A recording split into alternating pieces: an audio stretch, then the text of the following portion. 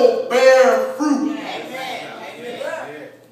You know, so many, let's just deal with it the way it is. So many people today, they look at the church and they say, well, if that's the way the church is, I don't want to be no Christian.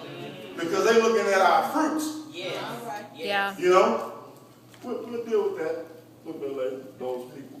We'll deal with that. But let's deal with us first. Amen.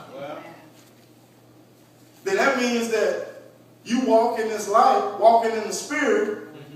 And see, the thing is, you don't have to worry about bearing fruit that you produce. You know, because this is what Paul was talking about is, if you are not justified by the law or doing your good works. If you didn't have faith in God, then you ain't going to bear no fruits unto his righteousness anyway. Yeah.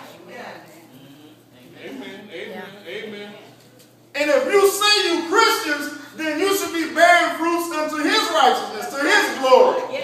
Because surely he has given you his Spirit, so we should be bearing fruits unto his righteousness. Yes. And I tell you, the church get it rough. The people look at us and they'll beat us up because we ain't perfect. They see some of our weaknesses. Some of the people that beat us up worse is people that's close to us, friends, family. They beat us up to work. Oh, you say you're a Christian. You long up at that church, and then you come over here hanging with me. Maybe you need to change where you hang. Yeah, exactly. They got a point. You know?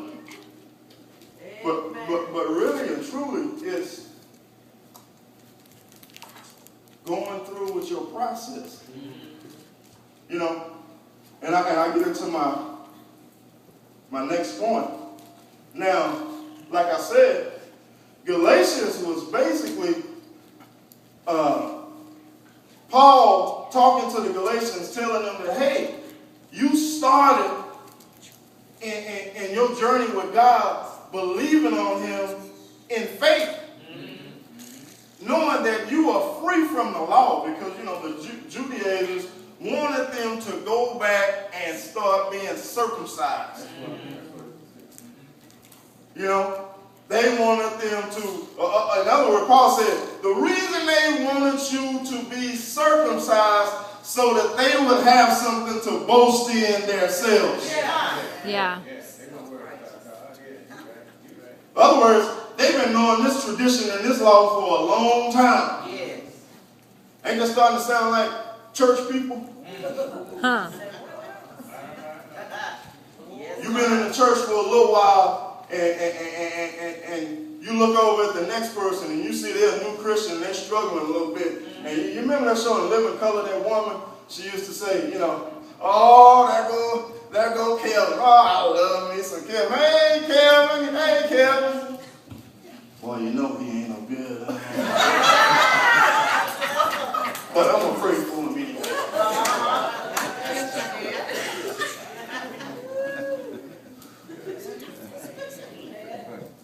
There go Mama over there. Hey, how you doing, Mama? Yeah. You know she borrowed $20 from me.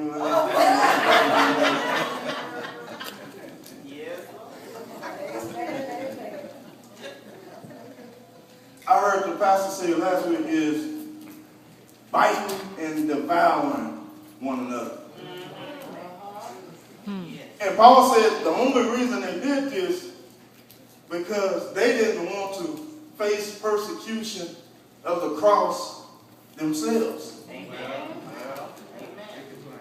other words, you didn't want to take accountability for what you're doing and what God doing in you. Oftentimes we'll say, well, look at them, and we can say, I'm a pretty good Christian because I don't smoke and I don't, you know, the easy things. You know, but then when God's working on your nastiness, when he asking you to die to yourself, then nobody can change you, nobody can tell you nothing, not even God can tell you nothing. Yeah. Because you're refusing to change. Yep.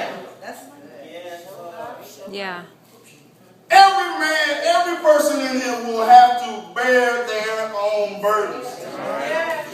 Everybody in here will have to carry their own cross. And that's twofold. One, if Christ, or all the deeds of my flesh will be pinned on that cross too.